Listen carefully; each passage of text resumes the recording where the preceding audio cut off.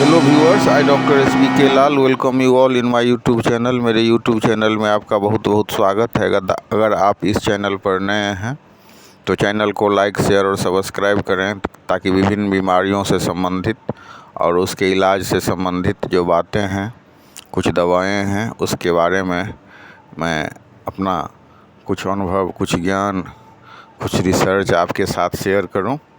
लेकिन ये बार बार मैं कहता हूँ और उचित भी है कि इलाज किसी कुशल जो डॉक्टर है उसके निर्देशन में करें, क्योंकि जो दवा अमृत है वो दवा अगर उसका एब्यूजिंग हो गया, उसका अगर सही इस्तेमाल नहीं हुआ तो जहर भी हो सकता है। आइए हम शुरू करते हैं female infertility and it's homeopathic treatment. तो बहुत सारा जो इनफर्टिलिटी का केस है, ख़ास करके फीमेल इनफर्टिलिटी का, इसका इलाज करते करते मुझे एक अनुभव हुआ कि जो होम्योपैथिक में मियाज़मेटिक दवाई है, या तो उसको चक्र के रूप में दीजिए, जैसे सोरिनम, बेसिलिनम, सिफलिनम है तो फर्स्ट संडे को सोरिनम, सेकंड को बेसिलिनम और थर्ड संडे को आप सिफलिनम दीजिए, या फिर सल्फर, सिपिया, कैलकेरिया कार्ब के चक्र से गुजारिए। इसमें भी वही नियम है कि फर्स्ट संडे को आप सल्फ़र दे दीजिए, सेकंड को मतलब सिपिया दीजिए, और थर्ड जो संडे है उसको आप सिफलिनम दीजिए। और ये अगर एक सप्ताह के अंतराल से दवाई दी जाने वाली है तो बहुत सारे मामले में मैं 1 पोटेंसी में इस दवा को यूज करता हूँ। या कभी कभी क्या होता है कि मैं देखता हूँ कि अगर मोटा थुलथुल सा पेशेंट है जिसको वार्ड्स भी है, तो ऐसे केस में मैं थूजा से इलाज प्रारंभ करता हूँ। मतलब सीधे जो दवाई है, सेलेक्टेड मेडिसिन है, वो नहीं दे करके शुरुआत में एक आध थोड़ी डीप एक्टिंग मेडिसिन या मियाज़्म का पहचान करके पहले उसी तरफ से इलाज शुरू करना चाहिए। थूजा का केस हो तो थूजा देना चाहिए। कैलकेरिया फ्लैट, हैवी और फेयर वाला मामला हो, बहुत पसीना आ रहा हो तो कैलकेरिया कार्ब से करना चाहिए। जब बहुत गंदा रहने वाला पेशेंट हो तो उसको सल्फ़र से इलाज शुरू करना चाहिए। लंबा मर्द जैसा चेहरा वाला पेशेंट हो तो उसको सिपिया से इलाज करना चाहिए। तो ये डायग्नोसिस करनी चाहिए कि ये जो पेशेंट है वो कौन से भी दवा का पेशेंट है। इसके वो दे करके आप 1, 2, 3 दवाई दे सकते हैं एक सप्ताह के अंतर से, या एक दवाई दे करके तब इसके पश्चात आप इलाज को प्रारंभ करें। अब हम आते हैं फीमेल इनफर्टिलिटी के मामले में, जो क्या सब इसका कारण होता है। तो इसका कारण हो सकता है एमेनेरिया, मतलब एब्सेंटनेस ऑफ मेंस्ट्रुअल साइकिल। अब एब्सेंटनेस ऑफ मेंस्ट्रुअल साइकिल सब का जो मामला होता है उसके लिए अलग अलग टिप्स है, अलग अलग दवाइयाँ हैं। लेकिन जो मोस्ट कॉमन दवाई है, बहुत सारे मामले में आप देखेंगे कि अगर मतलब ट्यूबरकुलिनम 1 में या CM में ज़रूरत के हिसाब से दिया जाए तो मेंस्ट्रुअल साइकिल शुरू हो जाता है। इसी तरह से कुछ मामले में सल्फ़र से शुरू हो जाता है, या कुछ मामले में ऑरोम्यूर से शुरू हो जाता है।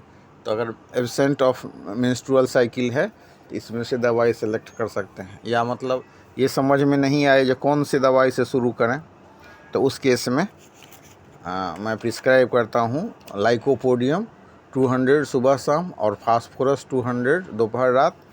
एक सप्ताह होते होते मेंस शुरू हो जाता है और शुरू होने के बाद इस दवाई को बंद कर दिया जाता है। दूसरा है कि मतलब किसी का 15 दिन पर मेंस्ट्रुअल साइकिल शुरू हो जाए, या 18 दिन पर, या 2 बार हो जाए, या कोई टाइमिंग ही निश्चित नहीं हो, तो इस सब केस में एक दवाई है बायो नंबर 15। ये बहुत ही प्रभावशाली दवा है। इसके अलावा कुछ मामले में हम देखेंगे कि वाइट डिस्चार्ज होता है, या पानी जैसा गर्म डिस्चार्ज होता है, भयभीत सी महिला, और वो जो सिक्रेशन होता है, वेजिनल जो सिक्रेशन होता है वो इतना एसिडिक होता है कि मतलब जो स्पर्म को मार देता है। तो उस केस में बोरेक्स 30 अगर कुछ दिन तक दिया जाए उससे बहुत अधिक फ़ायदा हो जाता है और कंसीवमेंट हो जाता है। कुछ मामले में बोरेक्स 30 और सुबह शाम और 3 दिन पर मार्क्सोल एक खुराक देने से बहुत अच्छा रिजल्ट आता है। इसके अलावा कुछ दवाई सब का कम्बिनेशन है, जैसे मतलब पल्सटिला सुबह में दीजिए, शाम में जो है सिपिया दीजिए, 3 दिन पर कैलकेरिया कार्ब दे दीजिए। तो ये दवा भी बहुत माने सफल नुस्खा है। इसके अलावा हम देखेंगे कि मतलब ओवरीज और मतलब जो ब्रेस्ट है उसका साइज एकदम कम हो गया है या मतलब सूख गया है, उसमें पूरा जो है तनाव नहीं अनुभव हो रहा है।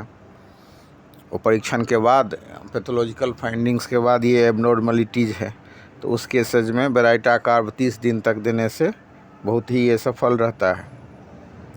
इसके अलावा मतलब यूट्रस की कमजोरी कारण हो और मतलब जो लिकोरियल डिस्चार्ज वाटरी हो, तो इस केस में एक मदर टिंचर है, बहुत ही प्रचलित मदर टिंचर, जिसका नाम है एलेट्रिस फेरिनोसा। तो ये यूट्रस को बहुत सशक्त बना देती है, बहुत मजबूत बना देती है और मतलब इस योग्य बना देती है यूट्रस को कि कंसीवमेंट हो सके।